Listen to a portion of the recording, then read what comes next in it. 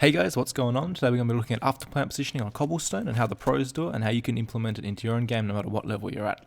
So you'll see here they've got no choice but to plant G2 in a 2v1, but I'm going to talk about more about how they play the afterplant. Because I mean 2v1 you should win it, but they play it really well and you should be able to do this at all levels on the B site, 3v3 whatever. So you'll see here they're spotting for info. Shox is quite active.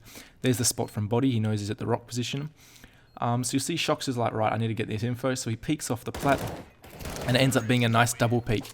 And it's as simple as that, and you can do that for all angles. If you'd gone back around the other side of tree, body would have taken the initial fight at that angle, and then Shox would have been here still, probably holding an angle like this in case he came back.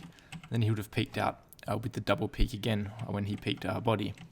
Of course, say he did look like he was going to back tree. So this is of course when Shox doesn't see anything. So say Shox does his peek out here, doesn't see anything. He'll probably come back and hold an angle like this, or hold the edge of square here, something like that. With, as I said, body here, and they can just double peek off each other. Body takes the contact, Shox swings out. Shox sees him here, body swings out for the double peek. And it's as simple as that. And for anything on the B side, as I said before, 3v3, it's all about getting the info. I mean, this is the largest choke point, and it's the big flank. Quite a small opening to come through there, and then door is absolutely tiny opening. So if you have utility and stuff, they can smoke it off, or if you've got a 3v3 or something, you can just hold angles like this, maybe this angle, someone looking at there, and hold one each, and then you just get the info, and then you play together with good communication, and that's what this round highlights, even though it was a 2v1, but that can be implemented into all afterplant positionings on B and how you should play them. Now A side is a little bit different. A huge importance is having someone off the site, either in the long position where they are now, or someone down on the ramp there. Just here, Bolts does a pretty good job. He gets the first two kills. Cold comes in as a 3-on-4. Now Taco's position is extremely important here. You see he kills the flanker, and that gives Fallen the ability to know no one's behind him, which is a huge thing, because that's the main disadvantage of this ramp area, is the flank that could possibly come in. So you see here, Fallen's just waiting for him to peek him. He misses the shot.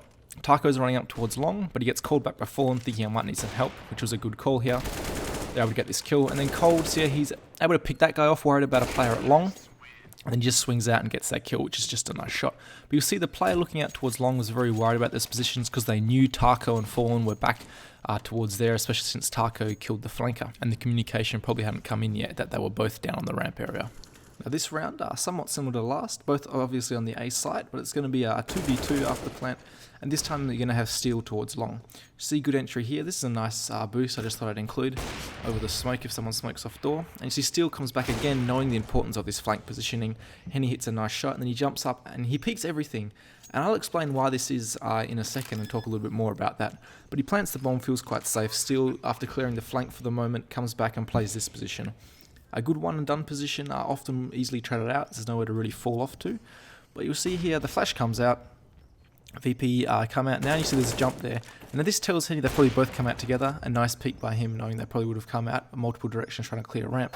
He peeks again for the info, hoping maybe Steel would trade with him. But Steel actually jumps into this position quite smartly. He could have been picked off, but he got lucky. And you'll see Bialdi has no idea he's going to peek from that angle. Presumes he's going to be back further towards the wood. And it's a nice shot by him.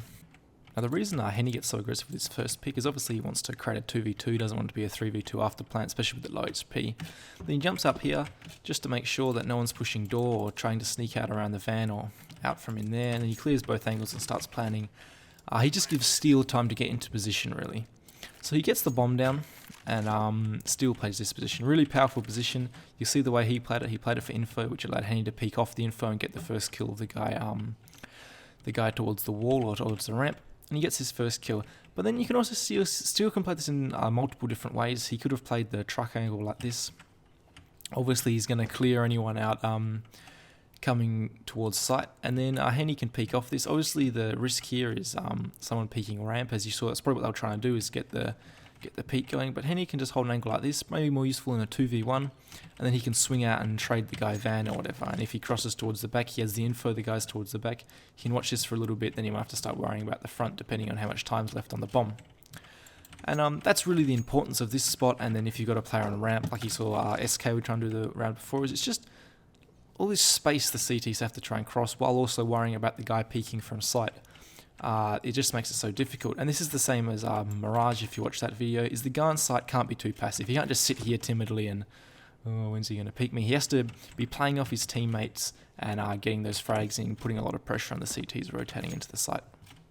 Now B, similar to A, is you want one of two positions really well covered. So obviously on A it's the ramp position or the long. On B, you either need someone down drop down, cutting off this avenue, because this avenue really opens up a lot of angles for this player. He can play an off angle like this, get anyone out coming towards the rock, because he knows he's not going to get picked off from someone coming out of the drop room there, and then he's relatively covered. He can play something like this, pretty covered towards plat. Obviously the other one you can play is plat. You really need to lock this down. You can maybe just get someone up here, or an AWPer or whatever, get him to play this angle, and the two players have to worry about this. They can peek off each other a bit like Shocks and Body did in that first clip. And the big thing here, like the A side, is you don't want too many people on the actual side itself. So say you have a player, say it's a 2v2, you have a player on the fountain or the statue, and then you also have a player coop. Now obviously you can get a nice little double peek going, but it can be quite difficult. Obviously you can double peek this way if they come outdoor, but if they do a nice retake in a 2v2, one guy comes plat or something, or some guy manages to wrap around the son of tree, you're kind of struggling in this position here. Which is why I'd recommend you really need one of those avenues covered off, plat or drop down, and it should make your life a lot easier. Obviously utility can also make it easier, but they're just things you really need to consider, not try and cross everyone to sight, just have everyone crowding behind the statue. And that's it. Thanks for watching guys, subscribe to see more, and I'll see you later.